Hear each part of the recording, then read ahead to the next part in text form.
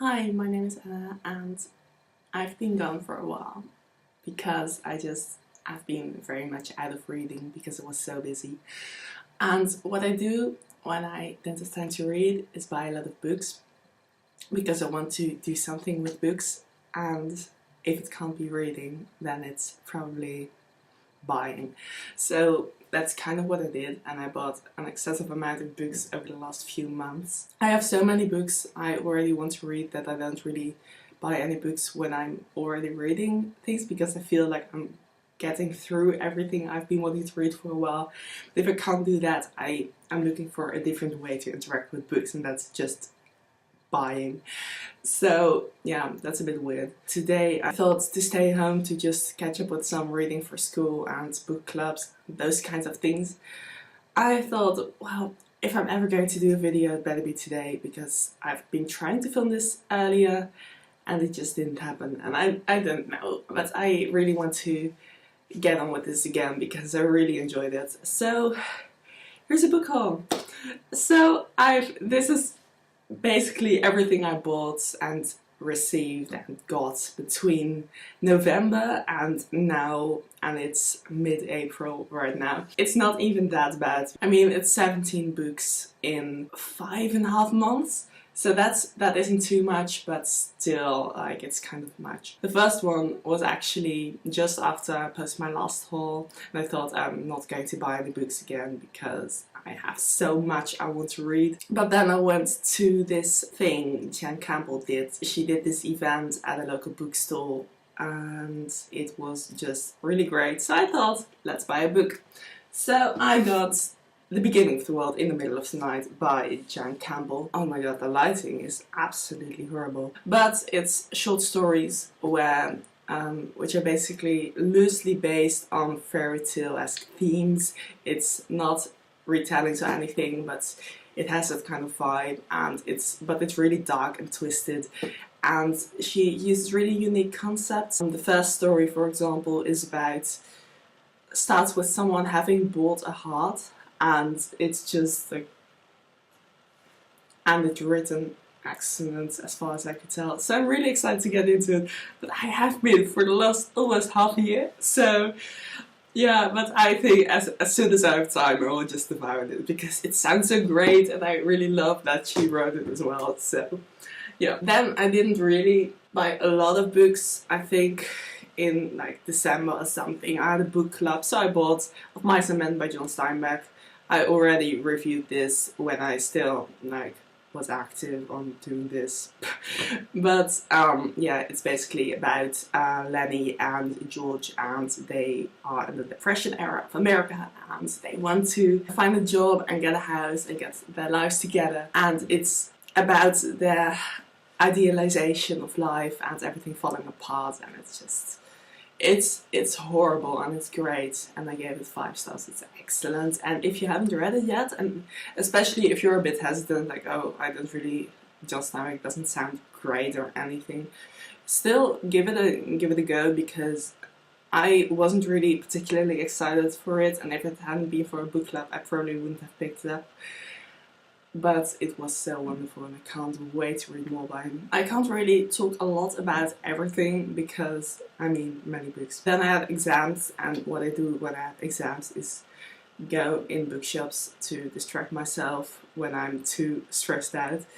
So I did that, and I came across 2 books that in like this discount shop, and it was just like, oh, I really want these, and they have them now here, and it's like this discount shop with really limited stock. It really changes what they have, so that they have something at some point doesn't mean they will ever have it again. I bought Gravity's Rainbow by Pynchon, and I know I won't get to this before it's like summer vacation. It's just postmodern and really crazy apparently, and I had been eyeing this in other bookshops but hadn't bought it because it was quite expensive, and then it was just there in that cheap discount shop, and I was just like, yes. And then I was like, oh, if I'm buying it anyway, and after my exams I thought, okay, so I bought this one later that week, and it's the Glass Bead game by Herman Hesse. What appealed to me in this book was this, like, I'll just read a few sentences on the back. In a remote kingdom of Castelia, the scholars of the 23rd century played the glass bead game. The elaborately coded game is a fusion of all human knowledge,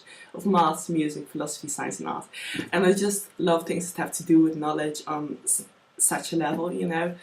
And as I'm really into philosophy and things dealing with science rather than science itself, just books about people interacting with knowledge. It's also quite intimidating because it's over 500 pages, very tiny font, and well, that doesn't bother me in itself.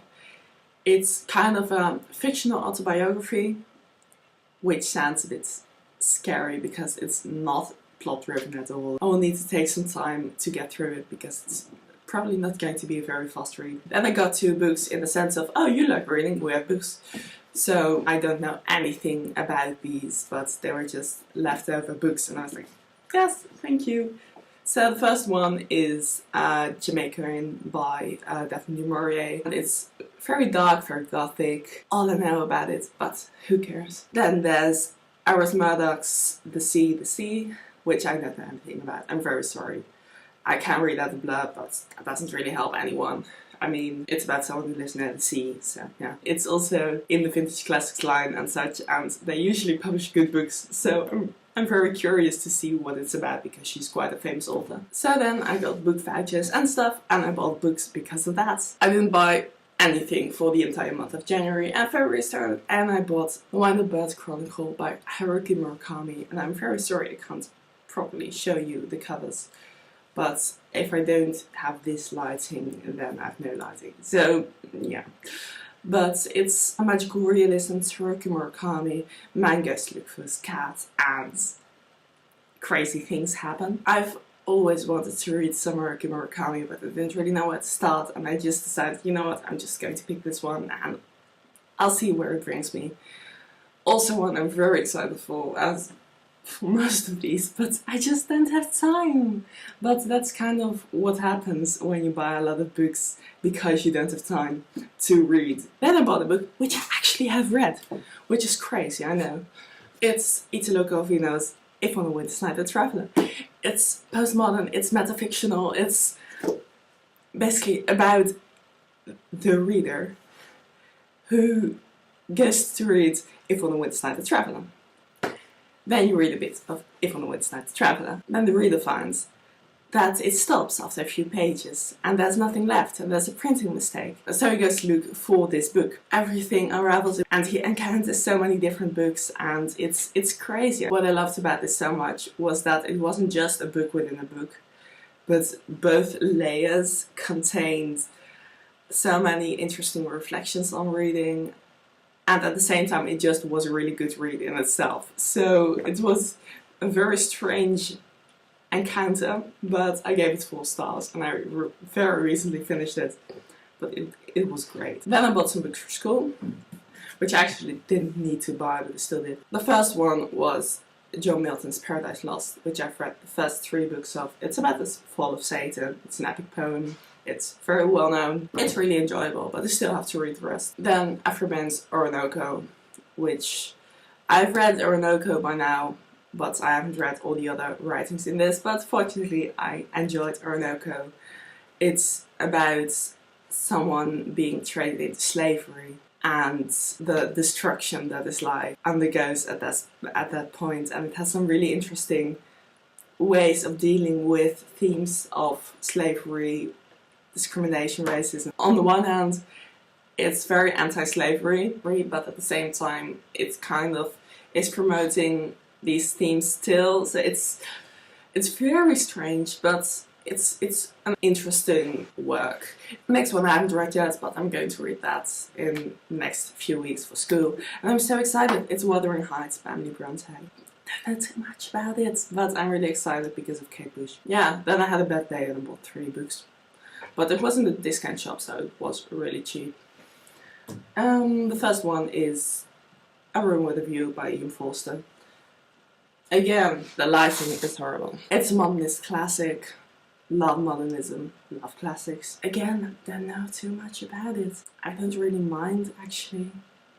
I mean, I'm still excited for this. I still want to read it.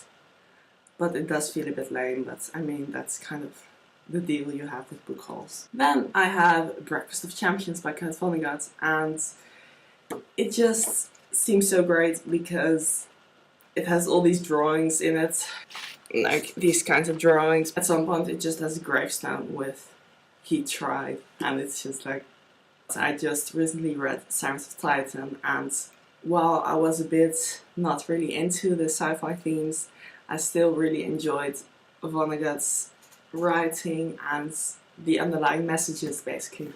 So I'm really excited to give this a try and see. I think he might be a writer I really enjoy, so yay. And then I bought The Day of the Triffids by John Wyndham. I recently read The Midwich Cuckoos, also by him. This one has actually been on my radar for even longer. A day when everybody goes blind, and there are like, except for one person, and then he sees all those creepy plants being there, and like they're kind of aliens but kind of plants, and they're kind of overtaking the world. So I'm really curious, but nobody can see them because they're blind. So I have no idea, but it sounds really cool. And now there are not too many left. So now we're jumping to April. I just really wanted this one, and it's Insomnia by Stephen King. It's about a man, after his wife passes away, he can't sleep.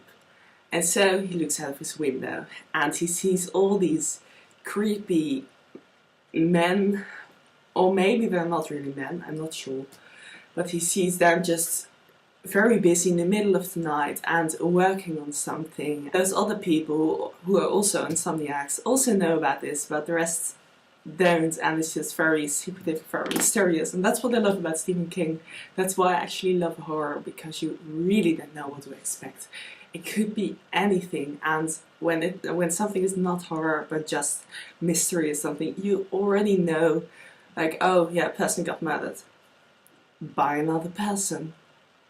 But here it could be anything. It could be like an overarching power. It could be aliens for all we know. So I'm so curious because his writing style is also so gripping. Then I bought Super Count by J.D. Ballard. Yeah, this is the only angle that works. I'm just going to read this out because I misexplained it like 2 times. So, yeah. But Jane is to work as a doctor for those who live in this ultra-modern workers' paradise.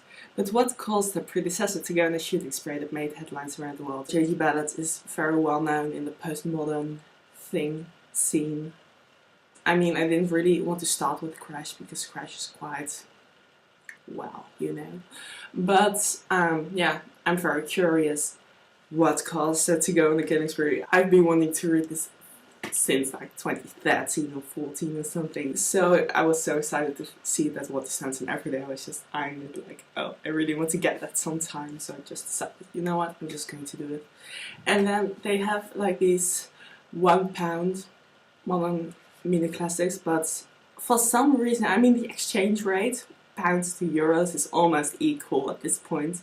But still, they're almost double price. I even saw the box set of like £51 things for 84 euros, and that's just not right. But I don't know, but they're still cheap. And this one is Wendell Berry's Why I Am Not Going to Buy a Computer. Saw this on Ariel Bassett's channel, because where else? Yeah, it's just basically a few essays. One is Why I'm Not Going to Buy a Computer. It's very interesting to see how technology influences some people's lives and how some people try to distance themselves from it while others accept it and embrace it. And I've been kind of thinking about that quite a lot lately, so very curious. It also contains an essay, Feminism, the Body and the Machine, which sounds cool. And then Samuel Beckett's The End. So I really want to read Waiting for Godot, but it's actually in my Norton anthology, so I don't really feel like I should buy it because plays are quite expensive to buy, but I still don't really like reading from my Norton, so I'm a bit tired. But I thought, well, I'll just try something else by him, see if I like him first, and then I can always buy Waiting for Godot. So yeah, the last one is yesterday, when I just thought, well, it's National Bookstore Day. Let's buy a book. So I bought one I've also been eyeing for a long time, and it's The Colour of Magic by Terry Pratchett. It's a whole magical fantasy world. Sounds exciting. So yeah, that's it. But thank you for watching, and I'll see you next time. Bye.